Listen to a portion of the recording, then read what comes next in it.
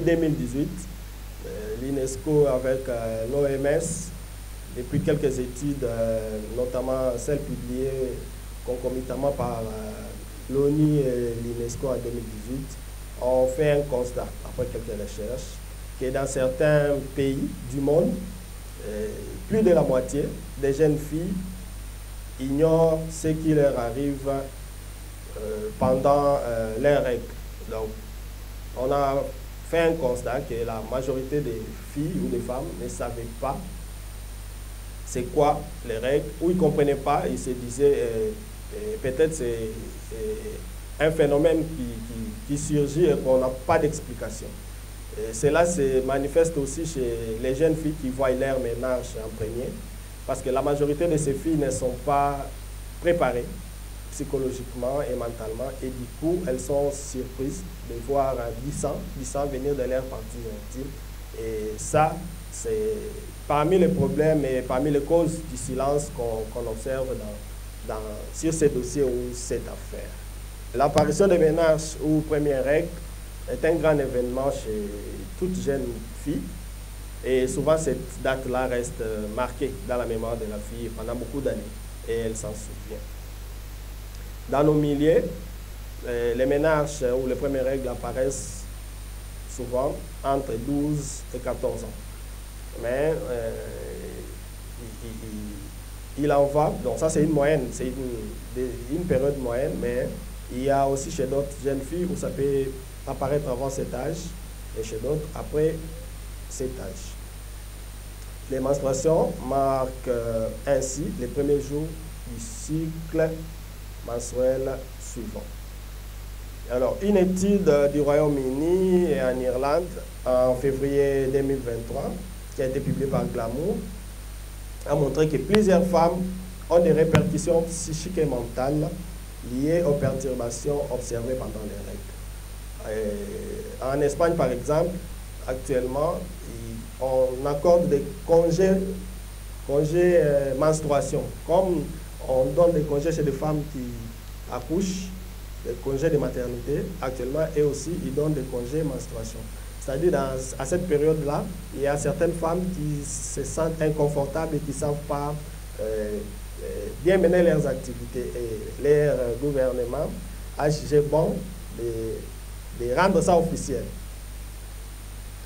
Alors, on signalera ici que tous saignements apparaissant durant les cycles menstruels ne sont pas forcément des règles. Je crois qu'on entrera en profondeur quand on parlera de certaines maladies. Pour essayer de définir ou essayer de récapituler ce qu'on a toujours dit et échangé avec vous, en des termes simples et clairs, les règles menstruelles ou les menstruations sont des écoulements périodiques et temporaires par les vagins d'un mélange composé de sang, de sécrétions vaginales et de cellules de la paroi utérine. Le volume normal des règles varie de 50 à 60 ml ou 50 à 60 cc de sang, mais ça peut varier selon les personnes et selon les cycles. Et si on a des saignements qui sont très abondants, dans l'ordre de plus de 80 ml ou 80 cc, on se dit déjà que ces saignements-là sont anormaux, ou on les appelle des ménorragies, donc des règles abondantes, si on peut le dire. Les règles forment une manifestation visible du cycle menstruel chez la femme, pas seulement chez la femme, mais chez certaines aussi espèces, notamment des primates, qui ont aussi les mêmes moyens de procréer que les êtres humains. Ce qu'il faut seulement retenir quand vous avez vos premières règles, comme le docteur venait de dire, les causes qui font en sorte que les règles puissent venir à temps ou bien en retard sont multiples. Et ces causes-là font en sorte que vous avez des règles avant l'âge, par exemple avant 12 ans, d'accord? Ça peut entraîner même des problèmes lointains. Mais si vous avez des règles aussi en retard, d'accord, ça veut dire que vous avez déjà un problème qui a commencé qu'il faut suivre. Et ça, il faut vraiment aller vite voir le médecin. Les âges, comme le docteur l'a énuméré. Alors, les cycles, souvent, il y a aussi un autre impact. On aime bien retenir des dates au lieu de retenir la durée de votre cycle. Ça, le docteur vous a expliqué. Un cycle normal va de 24 à 32. D'accord? Mais qu'est-ce qui arrive? Vous avez réglé les premiers. Je donne l'exemple. Octobre. Si vous avez un cycle de 24, vous allez encore régler le quantième. Le quantième? Le 20. On brise les cycles ici. D'accord? Mais il ne faut pas être timide. Parce qu'on veut vraiment que nous puissions comprendre des choses. Parce qu'on a beaucoup de questions, parfois comme ça. Docteur, qu'est-ce qui arrive? J'ai réglé 2 fois le mois. Vous avez compris, hein? J'ai réglé 2 fois le mois, qu'est-ce qui arrive? Et avant de venir voir le médecin, vous étiez déjà inquiété. Donc à la maison, vous posez déjà trop de questions. Qu'est-ce qui m'arrive? Comment je peux régler 2 fois le mois? Mais je vous donne, vous avez un cycle de 24. Vous avez réglé les premiers. Vous allez encore régler le quantième. Le 20, est-ce qu'on a quitté les mois? Est-ce que c'est un problème? Donc, ça peut arriver que dans un mois, tu puisses avoir 2 fois le règle. C'est pour dire quoi? Ce qui est important dans le cycle, ce n'est pas le fait de retenir des dates. Moi, je règle toujours les premiers. Comment les premiers, mes règles ne sont pas sorties? Non. Ce qu'il faut retenir, c'est la durée de votre cycle. Vous dites, moi, mon cycle, c'est un cycle de 24 jours. Alors, il faut toujours retenir aussi que quand on dit 24 jours en médecine, nous disons 24 plus ou moins 2. Ça veut dire quoi? Ça peut connaître un petit retard d'1 ou de 2 jours, ce n'est pas un problème. Il ne faut pas que ça puisse déranger votre psychologie. Ça, c'est le premier ajout que je voulais donner par rapport à ce problème de cycle. Deuxièmement, le flux mensuel. Le docteur a parlé ici de la quantité, d'accord, de vos règles. Il n'y a pas de méthode exacte pour dire je mesure, je quantifie pour dire que voilà, c'est beaucoup, bien, c'est moins. Mais la référence, c'est le flux. Le docteur a dit quand vous avez un flux qui, par exemple, qui vous demande d'échanger 3 fois par jour, 4 fois par jour, le règle normale ne vous demande pas de faire ça. Si vous commencez déjà à faire ça, d'accord, c'est qu'il y a un problème. Mais qu'est-ce qu'il faut retenir? Il y a d'autres personnes qui font des qui changent de bandes comme ça. Ce n'est pas parce que ça sort beaucoup, mais c'est tout simplement parce qu'elles ne supportent pas ça. Elles ne supportent pas ça parce que ce n'est pas très confortable. Alors, je suis en face de moi, madame qui est là. C'est-à-dire quoi? Quand vous utilisez très mal des bandes hygiéniques, qui n'absorbent pas très bien vos flux mensuels, ça peut faire que vous puissiez commencer à changer plus de bandes. Du coup, vous aurez l'impression que c'est comme si ça soigne beaucoup. Or, en réalité, c'est normal. Vous voyez? Mais si vraiment, réellement, vous constatez que vous avez changé, c'est rempli. Vous avez changé, c'est rempli. Plus de 4 fois, c'est-à-dire que ce n'est pas normal. Et c'est là aussi à l'impact sur votre santé générale. Vous allez constater que non, voilà, peut-être psychologiquement, vous commencez à être dérangé, mais non seulement psychologiquement, mais déjà de l'état général, vous commencez à être dérangé. Parce que ce qui sort là, comme le docteur l'a défini, il y a du sang mélangé avec de cellules. Alors si ça commence à sortir de façon, parce que les règles normalement, ça n'impacte pas sur le sang de l'organisme. Mais lorsque ça commence maintenant à sortir de façon abondante, c'est-à-dire il y a quelque part où ça saigne, là à ce moment-là, ça peut impacter votre système général, c'est-à-dire vous pouvez commencer à avoir des vertiges. Vous voyez, vous arrivez à l'hôpital comme ça, on vous dit non, voilà, les sangs diminuent, tout ça. Donc c'est très important de surveiller aussi comment, hein, et la quantité, surtout les rythmes de votre cycle. Plus de la moitié des jeunes filles ou des femmes ne savent pas expliquer les règles, ils ne savent pas de quoi il s'agit. Et quand ils ne savent pas de quoi il s'agit, pardon, toutes les perturbations qui arrivent, pour elles, elles trouvent normales et voilà, elles s'adaptent à vivre avec. Au moins, je ne vois mes règles que, par exemple, tous les 3 mois. Et pour elles, elles trouvent ça une vie normale et s'y adaptent. Au moment où c'est une anomalie. Donc, cette ignorance aussi a un impact sur sa vie de tous les jours. Pourquoi pas? Ça va te laisser vivre les mêmes choses tous les jours et au final s'accommoder et se dire que c'est normal. C'est ça la normale. Au moment où ce n'est pas ça la normalité. En dehors de l'ignorance, il y a les dénigrements.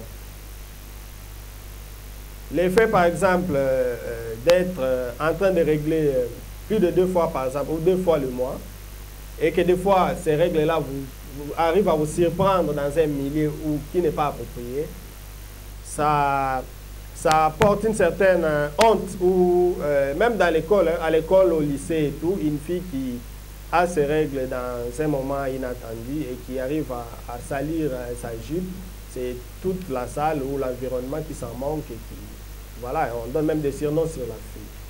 Donc ces dénigrements aussi ont une répercussion sur la vie et les psychiques de la femme. Après ces dénigrements, on arrive à un niveau où on a les rejets. On se sent seul, on se sent abandonné et du coup, on ne sait plus quoi faire. Et voilà même l'importance des sans tabou. Sans tabou vient pour couper cette chaîne-là, pour briser ce cycle de silence, pour qu'on arrive à parler, qu'on arrive à communiquer, que ce soit dans nos familles, entre collègues, à l'école, que ce sujet-là ne reste pas tabou. Parce qu'au fur et à mesure que ça continue à rester tabou, on laisse les femmes ou les filles dans leur ignorance et ce sont des conséquences, ce sont des vies humaines qu'on perd. Après les rejets, c'est la stigmatisation.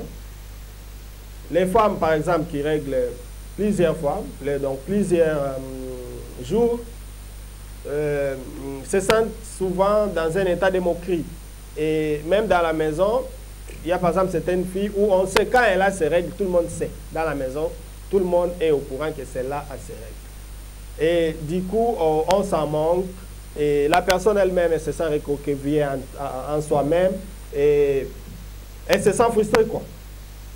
Après la stigmatisation, la honte, comme on disait encore, le fait de régler plusieurs fois, le fait d'avoir des règles douloureuses, ou le fait d'avoir été diagnostiqué de différentes pathologies qui s'expriment par les perturbations des règles, on a une certaine honte, par exemple, de prendre la parole. Je crois la première fois quand madame avait exposé sur son témoignage, je pense que c'était dans cette salle, moi j'avais une question à lui poser, comment elle a eu le courage de briser ce cycle. Parce que ce n'est pas facile, on en connaît beaucoup de femmes qui ont des problèmes sérieux, beaucoup de femmes qui ont des perturbations très très sérieuses du cycle, mais qui ne savent pas s'exprimer, qui n'ont pas le courage d'aller consulter. Et cette ignorance-là, cette honte peut entraîner beaucoup de choses, notamment une dépression. Une dépression, et quand on voit la dépression, on voit directement les raptus ou la mort. Quelqu'un qui se sent abandonné à elle-même, quelqu'un qui n'a pas une personne à qui se confier, au finish, elle s'enferme et elle se dit pourquoi j'ai vis. Pourquoi j'ai vis. À part ça, toutes ces choses ou toutes ces pathologies conduisent à une consommation excessive de moyens. Nous sommes sans ignorer que dans notre pays, la santé n'est pas subventionnée. Quand on tombe malade, on est obligé de se prendre en charge. Et généralement, beaucoup de femmes ne vont pas à l'hôpital par ignorance, mais aussi par manque de moyens. Mais il y a aussi d'autres femmes qui ont des moyens, mais qui ignorent que la situation qu'elles vivent, elle n'est pas bonne et elle n'est pas normale. Et du coup, ces pathologies, ces complications peuvent avoir un dénominateur commun qui est la mort ou le décès. Voilà en quelques mots quelques impacts psychologiques et surtout sociaux des effets que nous vivons couramment dans la société, des effets que peut-être certains d'entre nous ont déjà eu à traverser et qu'aujourd'hui nous sommes convaincus qu'ils arriveront ou elles arriveront à partager, à échanger de ça parmi nous, afin qu'on puisse s'encourager mutuellement et arriver à former un club, comme on le dit, un club de sans tabou. L'hygiène intime de la femme, ça consiste, d'accord, à procéder à toute hygiène de votre partie génitale, tout en respectant la partie interne. Tout en respectant votre partie interne. C'est-à-dire quoi? Lorsque vous faites votre bain intime, ok, on souligne qu'il faut respecter la partie interne. Pourquoi? Parce que c'est cette partie interne-là qui est très importante et c'est cette partie interne-là que beaucoup de femmes ne savent pas très bien entretenir.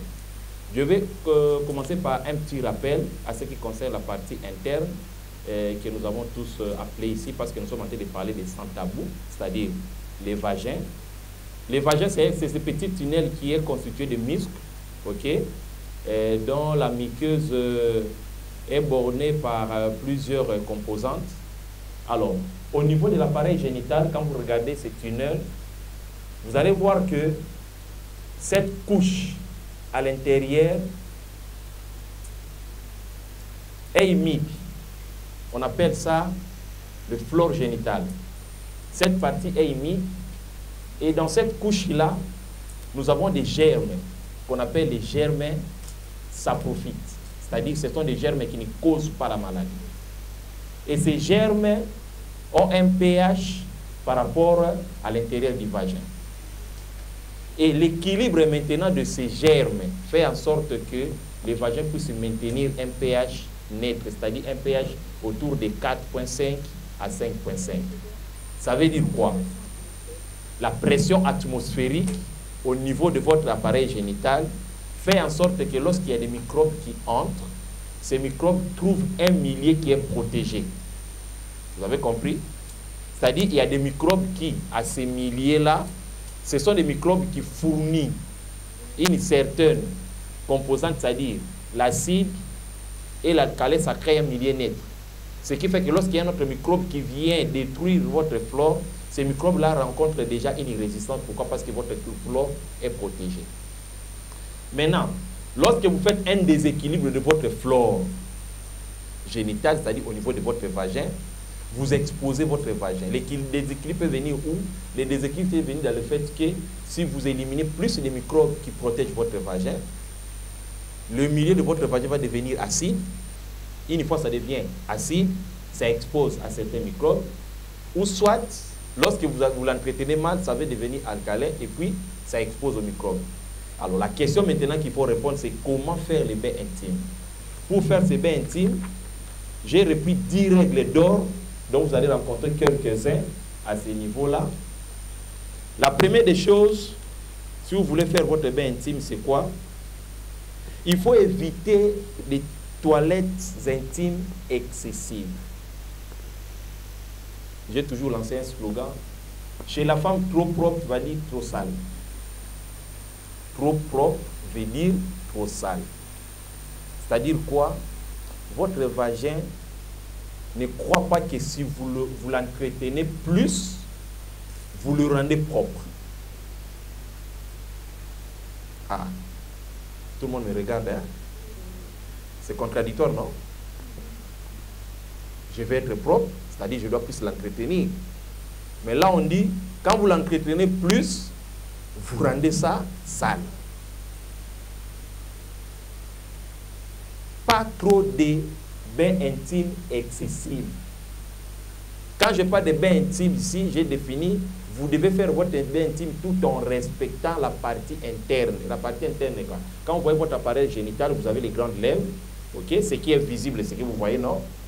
Et l'intérieur, c'est ce qui est à l'intérieur. Mais souvent, qu'est-ce qu'on constate? Quand on fait les bains intimes, on nettoie de l'intérieur jusqu'à l'extérieur. Or, là, on vient de nous dire, l'intérieur n'a pas besoin de ce nettoyage. C'est-à-dire, quand vous faites votre bain intime, ne nettoyez pas l'intérieur.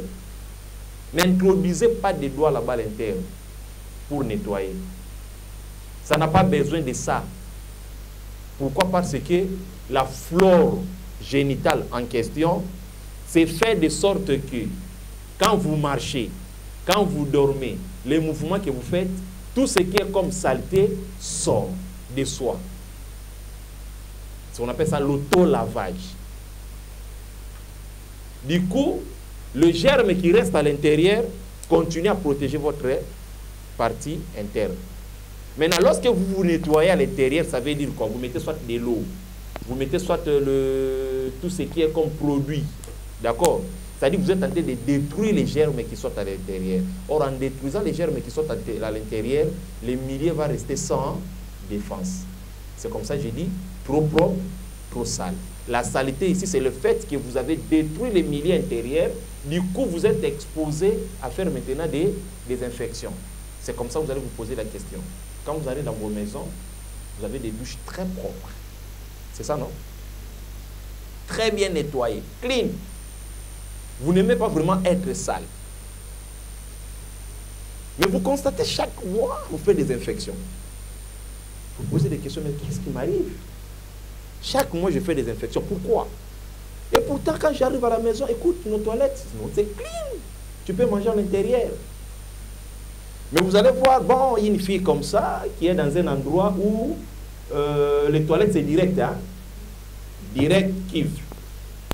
Vous avez compris? Les modes locaux, là, juste les boulots. Mais vous allez voir cette fille-là, des années, ne viendra jamais voir les docteurs que j'ai développé les infections. Il ne viendra pas. Vous avez compris, hein? Parce que pour lui, c'est entrer dans la joue, c'est jeter de l'eau et sortir.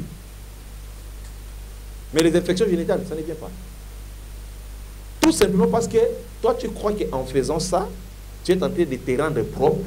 Or, en faisant ça, tu exposes ton appareil génital à développer plus des infections. C'est-à-dire que tu as détruit ton flore génital. Donc, première règle d'or, quand tu fais ton toilette intime, n'introduisez rien à l'intérieur.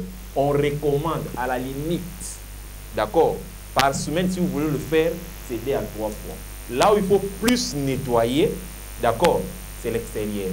C'est comme ça on dit, on préfère beaucoup plus que les femmes puissent prendre une douche et prendre le bain. Vous avez compris? Le bain, vous connaissez, non? Vous êtes dans le baignoire à l'intérieur, en train de vous nager, mais on préfère que vous puissiez prendre une douche. Déversez-vous de l'eau, ça sort, et en dernier, vous nettoyez la partie extérieure, et puis c'est fini. Première règle d'or. Deuxième règle d'or. Il faut éviter l'utilisation des gants de toilette. Vous connaissez ça, non? Les gants de toilette. Vous connaissez ça, non? Dans vos douches, là, vous avez des gants de toilette. C'est que vous avez l'habitude de frotter le corps avec. Vous avez ça, non? Ah, ici, j'ai dit, il faut avoir ça. Ah oui? Non, il ne faut pas avoir ça. Vous faites quoi avec? Ah, vous allez vous laver avec quoi? Meilleur moyen de très bien vous laver. Ah oui. Ah oui. J'ai dit que je vais vous choquer. Là, mais je parle et pour le corps et pour les bains intimes. Ah. Voilà. Pourquoi j'ai dit éviter? J'ai dit éviter l'utilisation, d'accord, de tout ce que vous avez l'habitude d'utiliser. Pourquoi? Regarde. Les microbes, c'est quoi? Les microbes, ce sont des germes qui sont très invisibles. D'ailleurs, en médecine, on ne voit pas que par microscope. Vous comprenez? Quels sont les milliers de cultures de microbes? Les milliers de cultures de microbes, c'est tout milieu qui est humide. Vous voyez, tout secteur où c'est humide, c'est là où le microbe aime bien se développer. Vous avez compris? Alors, lorsque vous l'avez avec vos gants de toilette, ah, merci beaucoup, maman. Tu es arrivé, hein? Tu es arrivé, non? Ah oui? Ah, si. Là, tu as dit si. Vous avez compris? Mais je connais beaucoup de douches où, quand vous regardez au point, il y a toujours un petit seau là. Vous avez vu? Il y a toujours un petit seau là. Ou quand vous regardez à l'intérieur, on garde le toit à l'intérieur. Les gants à l'intérieur. Vous avez compris? Donc, si j'ai dit éviter ça, je n'ai pas dit qu'il ne faut pas utiliser. J'ai dit éviter ça tout simplement. Pourquoi? Parce que quand vous utilisez ça très mal, ça vous amène beaucoup de choses. Quand je parle même de beaucoup du corps, pourquoi? Il y a des gens comme ça qui viennent me regarder, mais écoute, je remarque que c'est comme si mon corps chatouille partout. J'ai des démangeaisons partout. Je ne sortais pas de boutons, mais j'ai des boutons partout qui sortent. Je ne comprends pas qu'est-ce qui se passe. Il faut aller voir un dermatologue. Vous arrivez chez les dermatologues, la question qu'ils vous posent, vous utilisez quel savon? Non, vous utilisez quel lait de beauté? Est-ce que vous avez l'habitude d'utiliser les gants des toilettes? Et vous dites non, bon, écoute, essaye un peu d'éviter ça. Pourquoi? Parce que déjà avec ça, vous avez gardé ça quelque part dans un petit coin dans votre douche, non sécurisé, vous avez compris? À côté, et surtout ce sont des douches toilettes, hein. À côté il y a la toilette, et à côté il y a la douche. L'eau de la toilette fait comme ça, vous pouvez sauter et quitter là-bas, les microbes de la toilette peuvent se retrouver par terre, vous voilà, c'est sur vos gants. Vous êtes lavé le matin, les soirs, vous venez, vous prenez la même chose parce que vous avez besoin de vous laver. Vous savez ce que vous avez fait? C'est-à-dire que vous avez ramassé tout ce qui ont mis par colis microbes. Tu peux.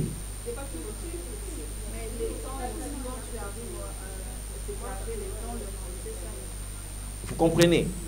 C'est-à-dire, c'est pour dire quoi? Mieux vaut avoir une habitude qui vous sécurise que d'avoir une situation où par circonstance vous le faites. Aujourd'hui, tu peux avoir cette attention, demain tu peux le faire, le lendemain. Les jours où tu vas perdre seulement cette attention et que tu ne le fais pas, c'est ces jours-là, les microbes t'attendaient pour dire que non, voilà, le moment opportun et directement. Voilà, c'est ces jours-là que tu vas échouer. C'est Sephora Mondele. Je suis le témoignage vivant de l'ONG Sans Tabou. En fait, moi, quand je parle de l'ONG Sans Tabou, je vois directement ma bonne santé. J'avais l'anomalie de règles pendant un bon moment. J'étais ignorante. Je ne savais pas que ça pouvait aussi me causer du tort un jour. C'était comment pour moi? Je peux avoir mes règles au mois de janvier, février, mars, avril, je ne vois pas. Je trouvais ça normal. Parce que j'avais aussi personne à ce moment-là pour m'orienter auprès de médecins. Je vivais juste comme ça. Je m'étais habituée à ça. Une fois, ça a gravement dérangé en tout cas. Ça a gravement dérangé. J'ai dû en parler avec ma grand-sœur. J'ai dû en parler à ma grand-sœur. Elle m'a conduit à l'hôpital. Et à l'hôpital, j'ai été examinée par le docteur Olivier. Et c'est par là qu'il m'a orienté à l'ONG Sans Tabou. C'était vraiment une bonne orientation, j'appelle ça en tout cas. Je me suis rencontrée avec Madame Sandra Matinda, la fondatrice de l'ONG Sans Tabou. Elle m'a prise en charge. J'ai reçu des traitements efficaces. En tout cas efficaces. Comme je suis là, je me porte tellement bien. Je vais vraiment bien. J'aimerais vous remercier, Madame Sandra. Je voulais vous remercier sincèrement pour votre excellente prise en charge durant mon séjour à l'hôpital. Votre compétence et votre compassion ont vraiment été appréciées et ont contribué à ma guérison. Merci encore pour tout ce que vous avez fait pour moi. Que Dieu vous bénisse abondamment. Merci. En fait, je souffrais de règles douloureuses pendant un long moment. J'étais ignorante et j'avais honte à la fois. Je trouvais cela normal parce que si j'ai dit à maman me disait « Oda moi si, moi si je suis au kara ». La règle, oh, le coup de ça, au bozo, aux olés, là, et bon, aux yeux passe au bozo, ça. Je trouvais normal. J'ai trouvé normal jusqu'à un jour, la douleur était insupportable, je n'ai pas pu dormir. J'ai dit non, je vais aller dire à Mémé. J'ai dit à Mémé et Mémé m'a dit demain le matin, on est à l'hôpital. On est allé à l'hôpital, on a trouvé le docteur Olivier. Le docteur Olivier m'a orienté vers Madame Sandra, la fondatrice de l'ONG Sans Tabou. Et c'est par là que j'ai été prise en charge et je me suis rétablie, je suis là devant vous, je vais très bien. Je tiens à remercier aussi Madame Sandra pour la bonne. Que Dieu vous bénisse. Il était une fois une fille au nom de Sandra qui, comme toute fille, eut ses premières menstruations, mais avec des douleurs atroces, des saignements abondants, et ce pendant plus de 3 jours, donc 8 à 10 jours. Elle devait changer de serviette hygiénique plusieurs fois, et ceci suscitait souvent des questionnements venant de son entourage. Malheureusement, les règles étant considérées comme tabou, elle était condamnée à souffrir en silence sans se plaindre. La douleur qu'elle traversait était considérée comme une préparation à la vie de femme et de mère à laquelle elle était appelée. Après plusieurs épisodes de cycles catastrophiques de dysménorrhée qui l'empêchaient de vivre paisiblement, et souvent l'empêchait d'aller à l'école, il devenait évident qu'elle avait besoin de voir un médecin. Ainsi commença son long parcours dans les hôpitaux, allant des médecins en médecin et des diagnostics en diagnostic sans changement réel. La situation continua à se détériorer jusqu'à ce que lors de son voyage à l'étranger, elle eut la possibilité de voir un spécialiste qui lui donna un diagnostic clair. Ceci était enfin une lueur d'espoir, car le médecin découvrait une forte dysménorrhée qui la rendait anémique, ainsi qu'une hyperopulation. Elle était en mesure de prendre un traitement différent, ce qui améliora la situation un peu sans pour autant résoudre son problème complètement. Quelques années plus tard, les douleurs de kyste ovarien la ramenaient aux urgences. En 2006, donc vous voyez, il y a très longtemps, j'avais, je crois, 23 ans. Un côté de l'abdomen prenait du volume très rapidement et elle devenait de plus en plus faible. Après plusieurs tests et analyses, le verdict est tombé. Elle avait le cancer ovarien. Tout passait tellement vite car après quelques semaines seulement, elle avait subi une intervention chirurgicale de 4 heures de temps et commencé la chimiothérapie pendant 4 mois. Connu la perte totale des cheveux, subi d'autres effets secondaires dus au traitement, à savoir l'insomnie, les battements anormaux du cœur, la fragilité des os, des fortes anémies, les constipations continues, des troubles respiratoires, des veines endommagées dues aux séances intenses de la chimiothérapie. J'espère que vous connaissez la chimiothérapie. Le docteur va vous expliquer. Ayant un système immunitaire très affaibli par les traitements, elle ramassait les infections facilement, ce qui l'a ramenée à l'hôpital constamment. Parfois, elle devait être complètement isolée pour suivre les traitements d'une infection. Elle devait faire aussi régulièrement de tests et scanners pour vérifier les marqueurs cancéreux ainsi que l'évolution du traitement.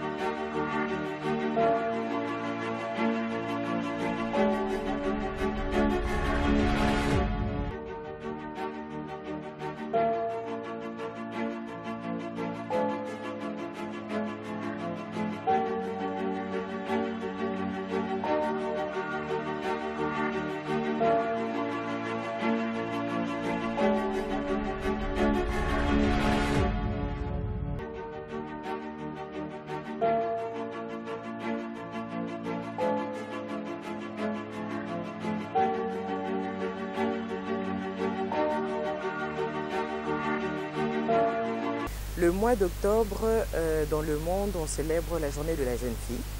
Et en ce 28 octobre, nous avons décidé d'inviter les filles que nous avons sensibilisées de l'école Kilimali et l'Institut Bolingani pour parler avec elles librement, sans tabou, des règles, des anomalies des règles, des impacts psychosociaux et aussi de l'hygiène intime. La journée d'aujourd'hui, c'est une première pour Sans Tabou. C'est le premier club que nous avons organisé pour faire en sorte que les filles parlent librement. Donc c'est une plateforme pour parler librement de toutes leurs inquiétudes à propos des règles, des anomalies des règles et tous les dangers qu'elles peuvent éviter si elles suivent bien ce qu'on leur dit à propos de l'hygiène intime et surtout des précautions à prendre au moment des règles et surtout de vraiment écouter leur corps et de savoir à quel moment il est important de voir un médecin. Et ça a été un moment très fructueux, une journée d'échange, beaucoup d'émotions qui nous a encore beaucoup inspiré parce que nous avons planifié quelque chose mais nous n'avons pas vu l'ampleur de cela qu'au moment où nous avons invité ces filles-là et que nous avons commencé à débattre. Et nous avons eu aussi quelques invités spéciaux comme nos partenaires de Olympic Hospital avec la présence du docteur Clovis et ainsi que M. Junior qui est chargé de marketing de Olympic Hospital et le docteur Clovis est le gynécologue. Et aussi nous avons eu Madame Noëlla Kibwe de Pad for Africa qui est une ONG qui sensibilise sur les bandes hygiéniques. Parce que PAD, ça veut dire bande hygiénique en anglais. Donc, je dirais que je suis très fière de notre avancement dans cette ONG. Je suis très fière parce que je vois que l'avenir est meilleur. Nos meilleurs jours sont devant nous actuellement. Nos meilleurs jours sont devant nous et nous savons qu'avec l'aide des différents partenaires, nous irons très loin parce que la santé menstruelle affecte les familles entières, la famille entière. Et ce n'est qu'ensemble que nous pouvons briser le cycle. Ce n'est qu'en parlant, en discutant très souvent à ce propos-là que nous pouvons briser le cycle. Les larmes, bon, elle a ressorti ses émotions par rapport aux différents témoignages. Et comme aussi elle est affectée par cela parce que sa mère souffre de l'endométriose, et je crois qu'ils avaient peut-être l'impression que c'était la fin. Ça veut dire que leur maman était pratiquement en train de mourir. Elle se rend compte qu'il y a des gens qui ont traversé pire, mais qui continuent à avancer, qui continuent à évoluer.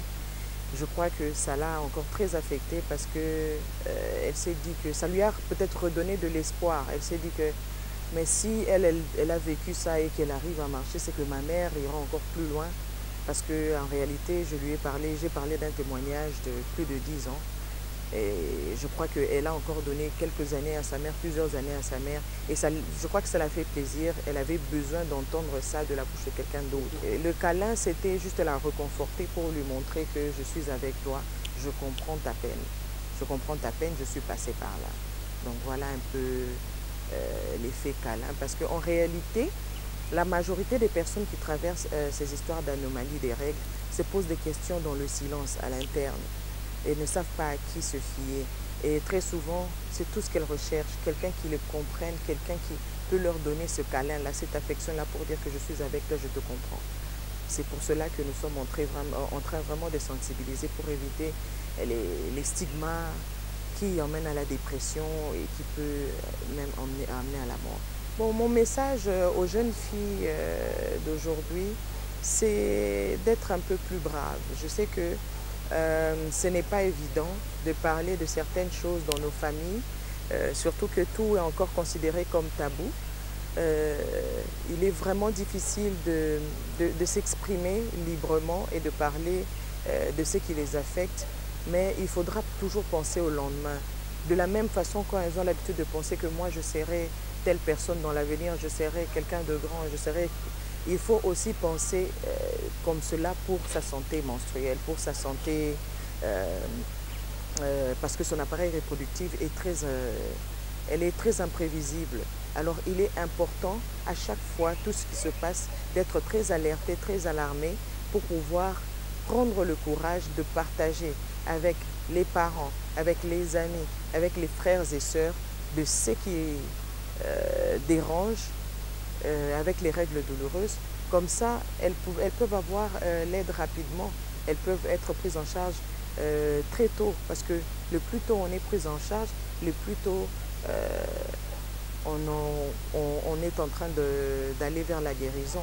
le moins on en parle, le moins on reste silencieuse, mais on meurt dans son silence. Alors je demande à ce que ces dames-là, ces dames de demain, ces mamans de demain, ces jeunes filles, qu'elles aient le courage de parler de tout ce qui les tourmente par rapport aux anomalies des règles, de façon vraiment comme si elles parlaient du pain. Je sais que c'est encore très difficile d'être brave, mais quand tu vois que tu es à 2 pas de ta mort, c'est pratiquement l'instinct de survie qui va faire en sorte que tu puisses parler, qu'elle puisse se ressentir ça comme un instinct de survie.